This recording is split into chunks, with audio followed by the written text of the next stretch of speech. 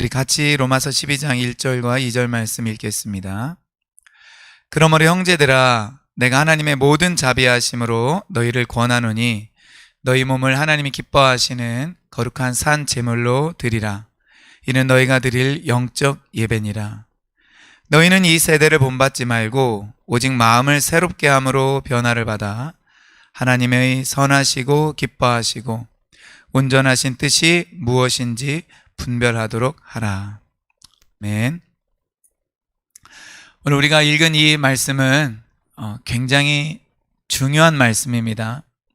로마서를 어떻게 우리가 구원을 받는가, 또 어떻게 우리가 의로워져서 성령님과 동행하는 삶을 사는가, 그리고 이스라엘 백성들은 어떻게 되는가, 그것을 로마서 1장부터 11장까지 다루었다면 로마서 12장부터는 죄인이었던 이방인들이 의로워지고 하나님의 자녀가 되고 또 성령님과 동행하게 되었는데, 새롭게 하나님의 백성이 된 그들이 어떤 삶을 살 것인가, 그리고 이전에 아브라함의 자녀로서 할례를 받고 율법을 받았지만 그러나 말씀을 지키는데 실패하고 하나님 앞에 의로워지는데 실패한 이스라엘 백성들도 역시 이방인들과 같이 회개하고 예수님을 믿음으로 의로워지고 하나님의 자녀가 되고 그리고 성령님과 동행해야 되는데 그들이 어떻게 살 것인지를 보여주는 것이 로마서 12장부터의 말씀이고, 특별히 우리가 읽은 그 1절과 2절은 그 중요한 서론 역할을 한다라고 볼 수가 있습니다. 우리 1절 말씀을 나누죠. 그러므로 형제들아, 내가 하나님의 모든 자비하심으로 너희를 권한다. 사도 바울은 이렇게 시작하면서 바울이 권하고 싶은 그 말씀들을 말하고 있습니다. 우리 여기에 보면은 모든 자비하심으로 너희를 권한다. 사실 조금 어색한 표현이죠. 모든 자비하심. 이것은 이제 하나님의 자비하심을 가리키는 말인데, 헬라어 성경을 보면은 하나님의 자비들을 통하여, 하나님의 자비들로 라는 이 자비의 복수형을 사용하고 있습니다. 그것을 개역개정에서는 이제 모든 자비하심으로 번역을 했는데, 여러분 이 부분은 이렇게 번역을 하는 것이 더 좋을 것 같아요. 그러니까 자비긴 자비지만 하나의 자비가 아니고 자비들이라고 볼 수 있는 여러 개의 자비입니다. 즉 자비를 강조하고 있죠. 그러므로 이 자비라는 것은 사실 많은 자비, 놀라운 자비, 그리고 특별한 자비를 의미한다라고 볼 수가 있습니다. 즉 죄인들을 향한 하나님의 놀라운 사랑이 예수 그리스도를 통하여 나타났는데, 그것이 바로 형언할 수 없는 하나님의 자비의 행위들의 표현이라는 것입니다. 바울은 지금 그 하나님의 특별하고 놀라운 많은 자비들을 가지고 권면을 하고 있는 것입니다. 그래서 공동번역에서는 하나님의 자비가 이토록 크시니라고 번역을 하고 있습니다. 여러분, 하나님께서 우리에게 여러 가지 명령과 계명을 주시고 하나님의 법을 주실 때, 죄인이었다가 하나님의 자녀가 된, 불의하다가 의로워진, 그리고 성령님 없이 살다가 성령이 우리 안에 내주하여 살게 된 그의 거룩한 백성들을 향하여 하나님이 말씀하시고 명령하고 계실 때는 그분의 무한한 자비와 사랑과 그리고 긍휼이 있다는 것을 우리가 기억해야 됩니다. 그분은 독재자와 같이, 폭군과 같이 우리에게 명령하여서 너희들 지키지 않으면 가만두지 않겠다, 절대 이러시지 않습니다. 너희들은 하찮은 존재이기 때문에 왕인 나의 명령을 들어야 되는 존재다, 절대로 이렇게 명령하지 않습니다. 너희들은 무조건 순종해라, 이렇게 명령하지 않습니다. 하나님은 그 놀라운 자비의 마음을 가지고 여기까지 우리를 인도하신 그 사랑을 가지고 우리에게 명령을 주십니다.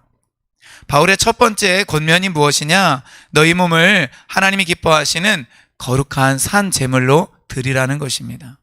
여러분, 산 제물입니다. 바로 무엇을 우리에게 암시해 주고 있습니까? 구약의 짐승 제사에서 그 짐승 제물을 죽여서 드린 그 제사, 그때 사용된 제물을 우리에게 암시해 주고 있습니다. 그것을 배경으로 하고 있습니다. 구약의 제사에 사용됐던 제물은 죽어야 됐습니다. 죽은 제물입니다. 그러나 신약에 있어서 하나님의 백성들은 하나님께 어떻게 드려져야 되느냐? 바로 살아있는 제물로 드려져야 된다라는 것입니다. 그것도 거룩한 제물입니다. 여러분, 우리는 우리 자신이 하나님 앞에서 살아있는 거룩한 제물이라는 것을 잊어버려서는 안 된다라는 것입니다. 우리가 하나님께 그렇게 바쳐져야 됩니다. 바울은 그것을 어떻게 설명하냐? 이는 너희가 드릴 영적 예배니라 라고 말을 하고 있습니다. 존 스토트 목사님이 쓴 살아있는 교회라는 책을 보면은 이 부분에 대해서 이렇게 이야기를 하고 있습니다. 우리가 받은 하나님의 큰 자비에 비추어 하나님의 국제적인 가족에 속한 모든 구성원을 향해 바울은 우리의 몸을 하나님께 산제물로 드리라고 호소한다. 그는 이렇게 몸을 드리는 것을 우리의 영적 예배 행위라고 부른다. 그가 사용하는 단어는 로기코스로서 영적인에 해당되는 헬라어입니다. 이는 합당한 이나 합리적은으로 번역될 수 있을 것이다. 예배에 해당되는 헬라어는 라트레이아인데 이는 라투리오에서 유래된 명사이다. 여기서부터는 제가 이제 말을 하고 있는 것인데, 즉 너희가 드릴 영적 예배라는 것은 너희가 드릴 당연한 합당한 예배라는 것입니다. 그러면 여기서 말하는 예배라는 것은 어떤 의미일까요? 여러분, 여기에서 이 예배라는 것은 우리가 생각하는 그러한 예배가 아닙니다. 앞서 말씀드린 것처럼 이 라트리오라는 이 동사는 무슨 뜻이냐면은 섬기다라는 의미를 가지고 있는 헬라어입니다. 즉 하나님을 향한 섬김이라는 그런 뜻을 가지고 있습니다. 그렇기 때문에 우리가 하나님 앞에 영적인 예배를 드린다, 로마서 12장 1절에서 말하는 이 영적인 예배를 드린다라는 것은 우리가 하나님 앞에 거룩한 산 제물로 우리 자신을 드리는 것이 당연하고 마땅한 하나님 앞에서의 섬김의 방식, 섬김의 태도라는 것입니다. 여러분, 놀랍지 않습니까? 우리는 우리 자신이 그냥 어떤 한 가지 계명을 지키고 어떤 말씀 하나에 순종하고 이런 것이 아니라 아예 우리 자신을 하나님 앞에 내가 나의 주권과 나의 결정권과 나의 생각을 가지고 그냥 하나님 없이 내가 주도적이 되어서 내가 주인 되어서 사는 삶이 아니라 나는 죽고 없어지고 내가 하나님을 섬겨야 되는데 그 방식이 무엇이냐? 거룩한 제물이 되는 것입니다. 우리가 죽어서 하나님을 섬길 수는 없죠. 그래서 산제물이 되어야 되며 이것이 마땅하고 당연한 하나님을 섬기는 방식이라는 것입니다. 우리가 예배당에 있을 뿐만 아니라 가정에서든 회사에서든 아니면 자가용을 운전할 때든 대중교통을 이용할 때든 걸어갈 때든 아는 사람과 식사할 때든 우리는 그 순간순간 하나님 앞에 거룩한 산 제물로 내가 드려져야 한다는 것을 기억해야 됩니다. 우리가 꼭 어떤 특별한 그런 행위들, 기도나 성경 읽거나 아니면은 찬양하거나 성경 공부하거나 하는 그런 행위들 뿐만 아니라 모든 우리의 행위가 하나님 앞에서 거룩하고 산 제물로 드려질 수 있도록 우리의 몸을 그렇게 드려야 한다라는 것입니다. 여러분, 여기에는 죄가 들어갈 수 없습니다. 육체의 방종이 들어갈 수 없습니다. 내가 원하는 대로 사는 쾌락을 쫓아가는 삶이 들어갈 수가 없는 것입니다. 저는 저와 여러분이 우리 자신을 하나님 앞에 거룩한 산제물로 드릴 수 있기를 바랍니다. 자, 2절을 가봅시다. 너희는 이 세대를 본받지 말고 오직 마음을 새롭게 함으로 변화를 받아 하나님의 선하시고 기뻐하시고 온전하신 뜻이 무엇인지 분별하도록 하라. 바울은 우리에게 이렇게 이야기를 하고 있습니다. 여러분, 이 말씀 너무나 귀한 말씀이죠. 여러분, 여기에서 최종적으로 바울이 명령하고 있는 그 동사가 있습니다. 그게 바로 무엇이냐?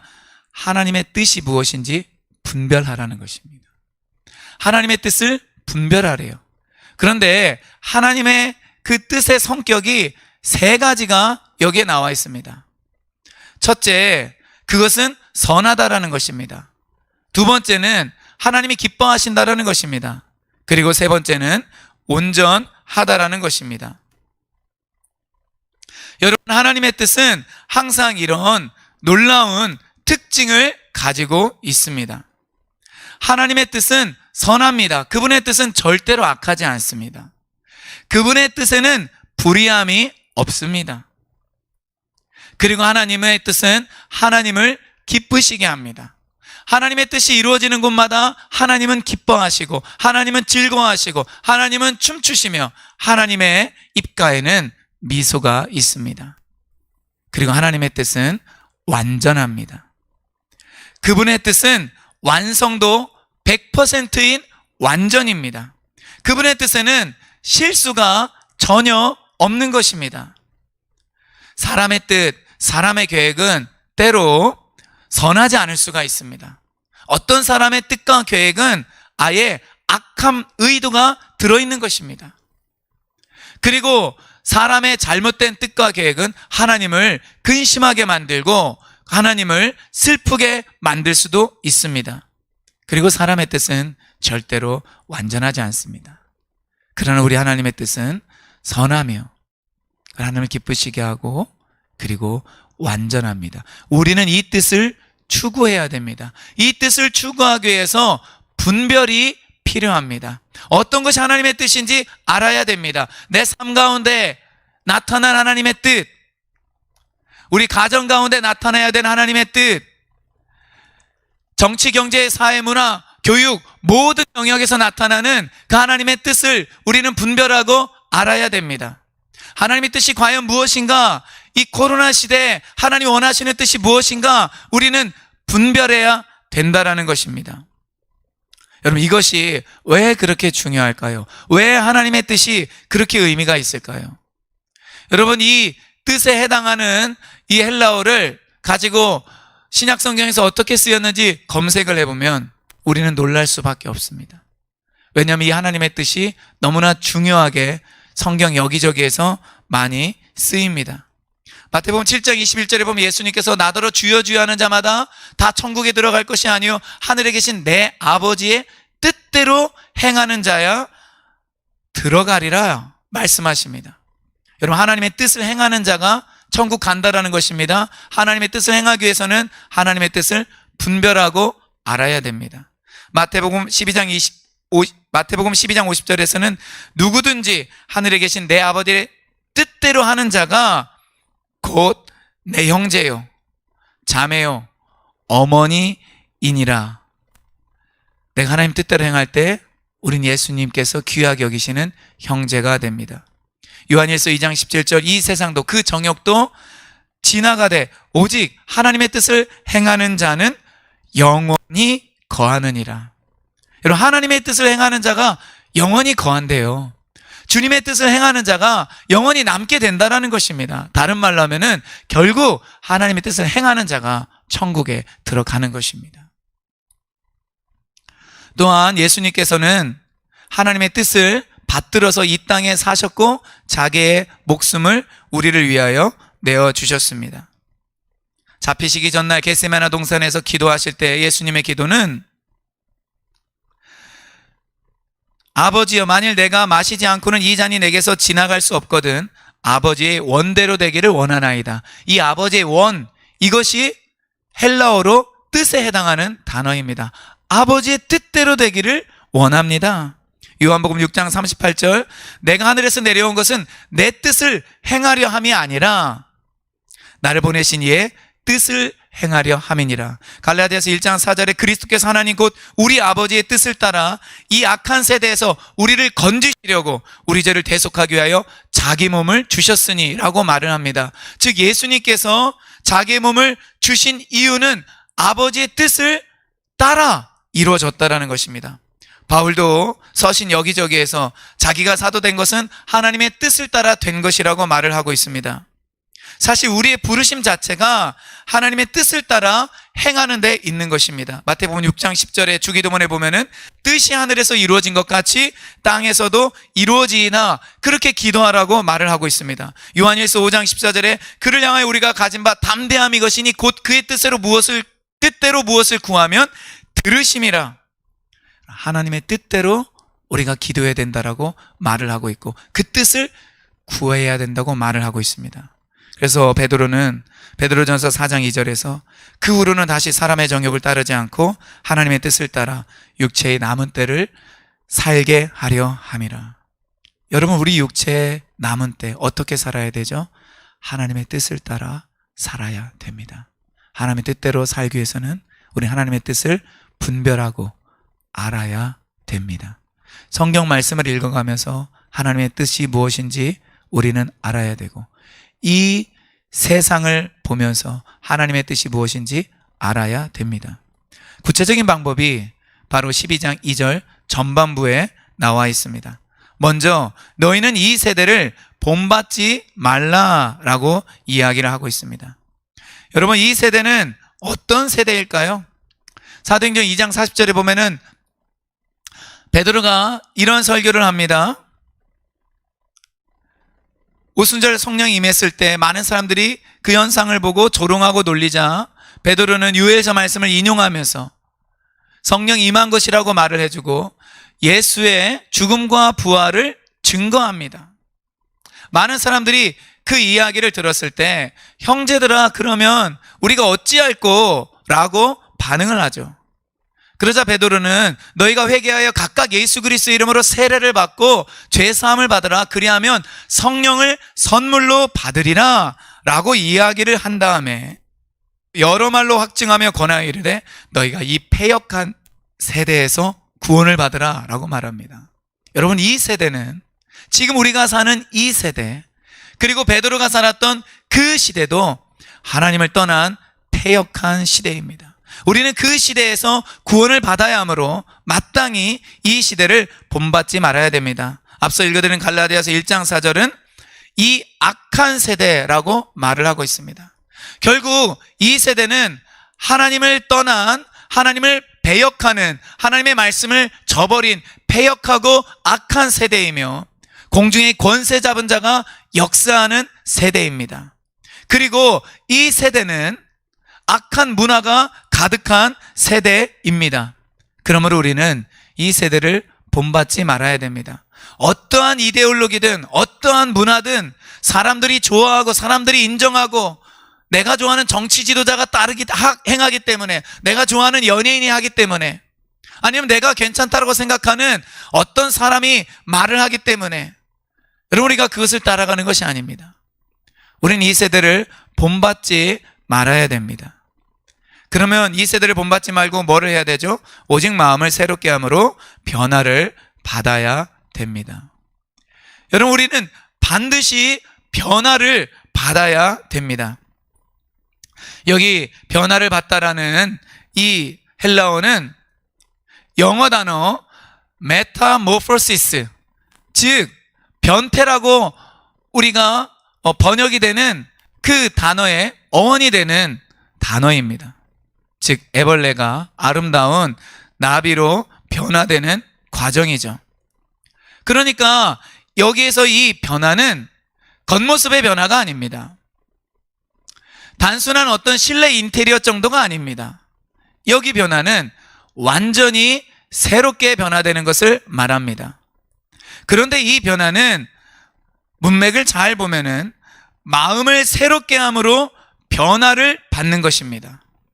사실 불신자가 신자가 되고 죄인이 의인이 되고 그리고 진노의 백성이 하나님의 백성이 되는 이 변화는 이미 로마서 12장 앞에서 이루어진 변화입니다. 새로운 피조물이 되는 것입니다. 그것도 아주 놀라운 변화입니다. 근데 여기에서 말하는 이 변화는 마음을 새롭게 함으로 받는 변화, 마음 즉 생각이 새로워질 때 그 사람이 실제적으로 경험하게 되는 변화를 말하는 것입니다. 우리가 예수를 믿었다고 해서 우리 속안의 마음과 생각이 일시에 다 바뀌는 것은 아닙니다. 물론 크고 본질적인 변화는 있겠지만 우리 안은 여전히 변화되어야 될 것들이 너무나 많습니다. 옛사람에게서 영향을 받는 것, 우리의 고쳐지지 않은 그 본성에서 영향을 받는 것, 나의 과거에 아프고 슬프고 죄악된 경험에서 영향을 받는 것, 내 안에 여전히 잔존하고 있는 것들이 너무나 많습니다. 우리 그리스도인들은 이런 것들과 싸워야 됩니다. 그런 옛 본성을 거슬러서 성령의 인도하심을 받아 살아야 됩니다. 이때 우리에게 절대적으로 필요한 것이 무엇이냐? 마음을 새롭게 하는 것입니다. 즉 마음과 생각이 새로워질 때 놀라운 우리 안에 참된 변화가 일어난다는 것입니다. 우리 안에 세계관의 변화가 일어나야 됩니다. 우리 안에 내가 진짜 좋아하는 것, 내가 내 중심에 있는 것, 가장 깊은 곳에 있는 것, 그 마음에 변화가 일어나야 됩니다. 그럴 때 그것이 새로워지고 변화를 받을 때 이 세대를 본받지 않고 마음을 생각을 새롭게 함으로 변화를 받을 때 우리 안에 무엇이 생기느냐? 하나님의 선하시고 기뻐하시고 온전하신 뜻이 무엇인지 분별할 수 있게 된다는 것입니다. 여러분, 이렇게 되어야 우리 그리스도인들이 제대로 정상적으로 하나님 앞에서 하나님 원하시는 삶을 살아갈 수 있게 된다는 것입니다.